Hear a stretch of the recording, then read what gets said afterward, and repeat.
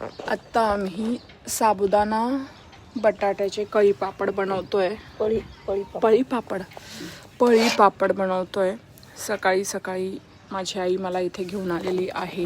मी तुम्हाला दाखवते. हे सगळं असं बनवून घेतलेलं आहे. काल रात्री आम्ही बटाट्याचे साल काढून त्याचा किस करून त्याला पाण्यातनं काढून मग काय केलं मम्मी? 5-6 वेळा धुतले. तुरटीच्या पाण्यात भिजवले आणि रात्रभर तुरटीच्या पाण्यात भिजवले. सकाळी 5-6 वेळा धुवून पळी पापड टाकले. आणि याच्यात साबुदाण्याचं काय केलं ते पण सांग ना. साबुदाणे भिजवले होते रात्री.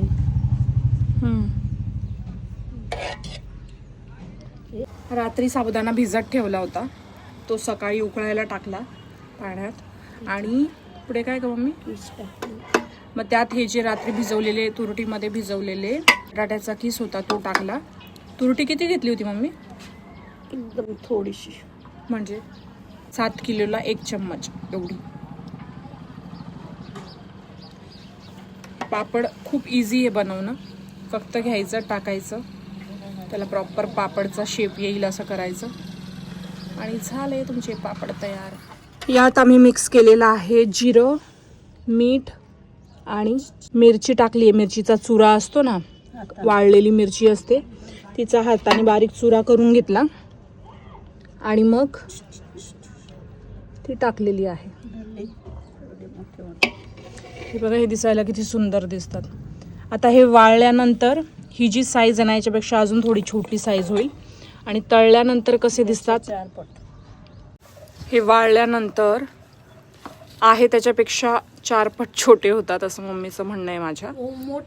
मोठे होतात हे वाळल्यानंतर. वाळल्यानंतर छोटे होतात. हा, मी तेच म्हणते ना, वाळल्यानंतर छोटे होतात आणि तळल्यानंतर आहे त्याचे 4 पट मोठे होतात असं आहे. हे फक्त बटाट्याचे असते ना तर मला खूप आवडले असते, पण हे साबुदाण्याचे असतात ना तर थोडे ऑइली लागतात असं मला वाटतं. नाही लागत, पण त्या पापडपेक्षा जास्त मला हे जे आहे ना कच्चं पीठ नाही म्हणत, काहीतरी म्हणतात त्याला, काय म्हणतात तुम्ही सांगा, तर ते मला खायला जास्त आवडतं. तेल अजिबात टाकलेलं नाही. आणि तेल अजिबात टाकलेलं नाही आहे ह्याच्यात. मम्मी आहे ना, हे मला आता देणार आहे मुंबईला घेऊन जायला. चेहरा माझा व्यवस्थित दिसत नसेल कारण मी आता खूप फिरले ना, तर मी खूप टॅन झाले होते, म्हणून मी ॲलोवेरा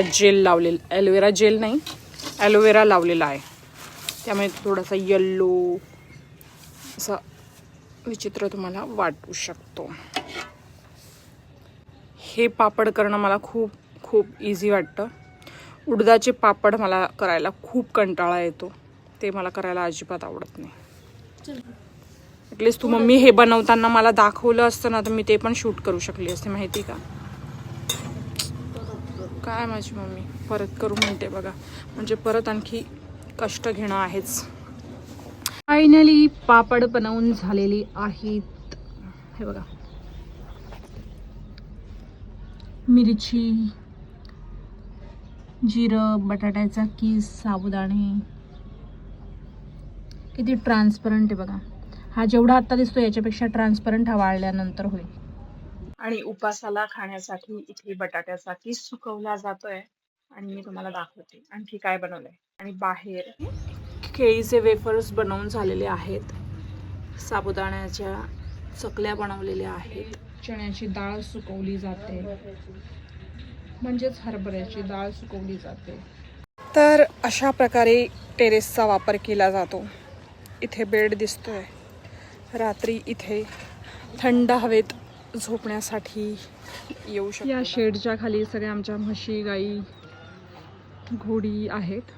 आणि जर थोडं पुढे गेलं तर इकडे गव्हाचं शेत आहे. हे गहू तयार झालेले दिसत आहेत कारण ते गोल्डन कलरचे झालेले आहेत. बाजूला इकडे काय कसले शेत आहे मला माहीत नाही. इकडे तर मातीच आहे आणि पुढे माहीत नाही. इकडे असं वाटतंय की मका, ज्वारी, बाजरी काहीतरी असेल.